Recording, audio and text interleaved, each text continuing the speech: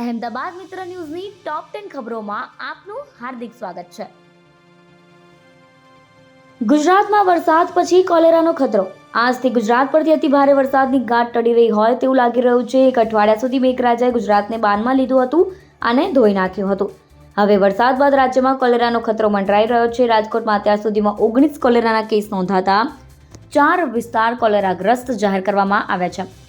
અમદાવાદ શહેરમાં પાણીજન્ય રોગ સામાન્ય રીતે ચોમાસાની ઋતુમાં વધતા હોય છે. એવામાં આ વર્ષે એટલે કે વર્ષ 2024માં જાન્યુઆરી મહિનાથી અત્યાર સુધીમાં અમદાવાદ શહેરમાં કુલ 193 કોલેરાના કેસ નોંધાયા છે અને ઓગસ્ટ મહિનામાં 22 કેસ સામે આવ્યા છે. કોન્ટ્રાક્ટ બાદ ઇન્ટર્ન્સ રેસિડેન્ટ ડોક્ટરના પગારમાં વધારો. રાજ્ય સરકાર દ્વારા ઇન્ટર્ન્સ અને રેસિડેન્ટ તબીબોના હિતમાં મહત્વપૂર્ણ નિર્ણય કરવામાં આવ્યો છે. તાજેતરમાં CHC સબ ડિસ્ટ્રિક્ટ હોસ્પિટલના કરાર આધારિત તજજ્ઞ તબીબોના પગાર વધારાના મહત્વપૂર્ણ નિર્ણય બાદ ઇન્ટર્ન્સ અને રેસિડેન્ટ તબીબોના સ્ટાઇપેન્ડમાં વધારો કરવાનો રાજ્ય સરકારે મહત્વપૂર્ણ નિર્ણય કર્યો છે. આ વધારા મુજબ સરકારી મેડિકલ કોલેજના મેડિકલ ઇન્ટર્ન્સને 21,840, ડેન્ટલમાં 20,160, ફિઝિયોથેરાપીમાં 13,440 તેમજ આયુર્વેદ અને હોમિયોપેથીમાં 15,120 સ્ટાઇપેન્ડ મળશે. રાજ્ય સરકાર દ્વારા સ્ટાઇપેન્ડ વધારાનો હુકમ 1/4/2024ની અસરથી અમલમાં મૂકવામાં આવ્યો છે. અમદાવાદના 250 કોન્સ્ટેબલ હેડ કોન્સ્ટેબલ બનશે. અમદાવાદ શહેર પોલીસ કમિશનર દ્વારા એક GR બહાર પાડવામાં આવ્યો છે, જેમાં અમદાવાદ શહેરમાં આગામી પ્રમોશન દરમિયાન પોલીસ કર્મીને તેમનું પ્રમોશન ખાસ યાદગાર બને રીતે આયોજન કરવાનું જણાવવામાં આવ્યું છે. આગામી સમયમાં અમદાવાદ શહેરના 250 પોલીસ કોન્સ્ટેબલ હેડ કોન્સ્ટેબલ બનવા જઈ રહ્યા છે, જેમાં ખાસ કરીને 250 પોલીસ કોન્સ્ટેબલને જ્યારે પ્રમોશન મળશે ત્યારે તેમને સિનિયર અધિકારીઓ જાતે બેઝ લગાવશે. બીજી તરફ તેના પરિવારના સભ્યો પણ હાજર થશે. PM મોદી 16 સપ્ટેમ્બરે અમદાવાદ આવશે. પ્રધાનમંત્રી નરેન્દ્ર મોદી ફરી એક વખત ગુજરાતની મુલાકાતે છે. 27 સપ્ટેમ્બરે તેમનો જન્મદિવસ છે. તેઓ ગુજરાતના કાર્યક્રમમાં હાજર રહેવાના છે, જેમાં ગાંધીનગર ખાતે યોજાનારી ગ્રીન એનર્જી સમિટ માટે તેઓ ભાગ લેશે. 16 સપ્ટેમ્બર સાંજે તેઓ અમદાવાદ આવી જાય તેવી વિગતો સામે આવી રહી છે. ત્યારબાદ તેઓ 17મી સપ્ટેમ્બરે સમિટમાં ભાગ લઈને અમદાવાદ શહેર પોલીસ કમિશનર કચેરીનું ઉદ્ઘાટન કરી શકે છે. આ માટે કેટલીક તૈયારીઓ શરૂ કરવામાં આવી હોવાની વિગતો જાણવા મળી છે. પ્રધાનમંત્રીના સત્તાવાર કાર્યક્રમમાં બીજા પર કાર્યક્રમ સામેલ હોવાની વિગત જાણવા મળી રહી છે. ચાંદલોડિયાની સમતા હોસ્પિટલમાં આગથી દોડધામ. ચાંદોડા વિસ્તારમાં સિલ્વસ્ટર 4 રસ્તા પાસે આવેલી સમતા હોસ્પિટલમાં સવારના સમયે આગ લાગવાની ઘટના બની હતી. ઓપરેશન થિયેટરના બહારના ભાગે આગ લાગવાની ઘટના બનતા હોસ્પિટલમાં દોડધામ મચી ગઈ હતી. જનરલ વોર્ડ સહિત અલગ અલગ વોર્ડમાં રહેલા દર્દીઓમાં ભય ફેલાયો હતો. ફાયર બ્રિગેડની ટીમને જાણ કરવામાં આવતા તાત્કાલિક ધોરણે ફાયર બ્રિગેડની 4 ગાડીઓ ઘટનાસ્થળે પહોંચી હતી અને આગને કાબૂમાં લીધી હતી. દર્દીઓને તાત્કાલિક ઉપરના 4થા માળે આવેલી હોસ્પિટલમાં ખસેડવામાં આવ્યા હતા.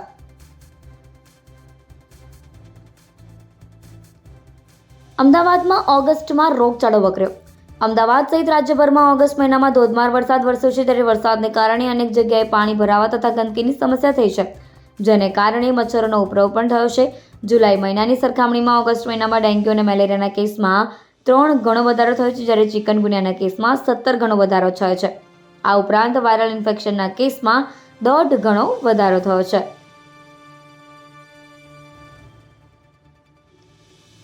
બનેવીએ સાડી પર દુષ્કર્મ આચર્યું.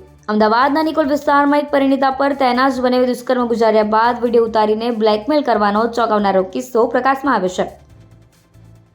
પરિણીતાના લગ્નમાં જે યુવકે વિડીયોગ્રાફી કરી હતી તેણે તેની બહેન સાથે લગ્ન કરી લીધા. પરિણીતાના દીકરાની હત્યા કરવાની ધમકી આપીને બનેવીએ તેની સાથે દુષ્કર્મ ગુજાર્યું. સતત 2 વર્ષ સુધી અલગ અલગ જગ્યા પર બનેવીએ પરિણીતાને લઈ જઈને મરજી વિરુદ્ધ સંબંધ બાંધ્યા હતા. હવસખોર પરિણીતાના પતિનો પણ મિત્ર જ હતો.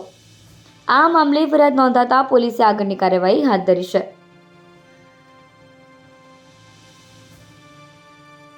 વડોદરા કામગીરી માટે ગયેલા ફાયર બ્રિગેડની બોટનો રોડ પર અકસ્માત.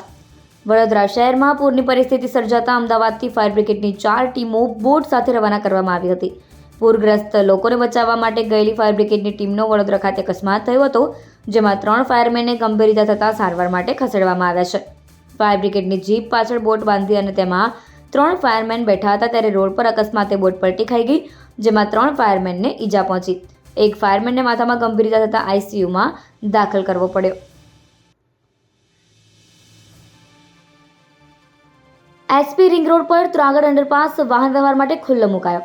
અમદાવાદ શહેરના Sardar Patel SP ring road પર આવેલા ત્રાગડ અંડરપાસ 3 દિવસથી વરસાદી પાણી ભરાયેલા હતા. જો કે ગત રાત્રે અંડરપાસમાંથી પાણી કઢાતા ખુલ્લો મૂકવામાં આવે છે.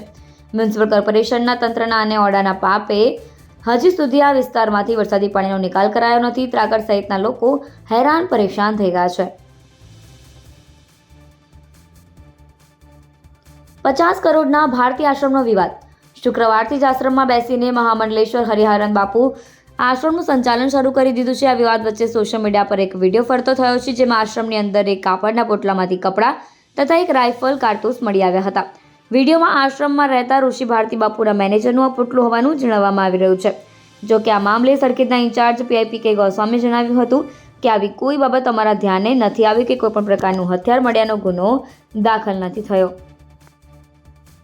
અહેમદાબાદ મિત્ર ન્યૂઝની YouTube ચેનલને સબસ્ક્રાઇબ કરો અને બેલ આઇકન જરૂરથી દબાવો, જેથી મહત્ત્વના સમાચાર આપના સુધી જલ્દીથી પહોંચે.